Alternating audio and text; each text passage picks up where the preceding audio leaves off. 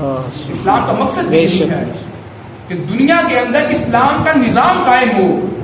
آپ جائیں جس بھی ملک کے اندر نمازیں پڑھنے سے کہیں پر بھی روکا جاتا، لیکن جہاں پر اسلامی نظام کی بات آئے گی وہاں پر مسلمانوں پر ظلم و ستم شروع کر دیا جاتا ہے، علماء کو جیلوں میں ڈالا جاتا ہے.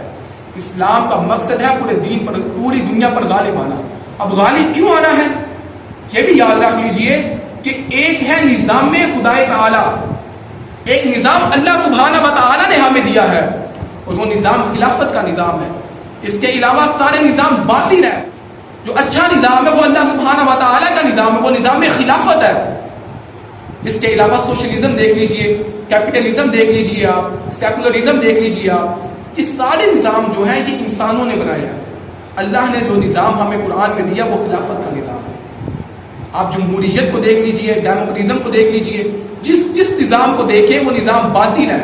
وہ باطل کیوں ہے؟ کیونکہ وہ انسانوں نے بنائے ہیں. انہوں نے خدا کے نظام سے بغاوت کر کے اپنا رستہ علیحدہ کیا. انہوں نے یہ نظام تشکیل دیے.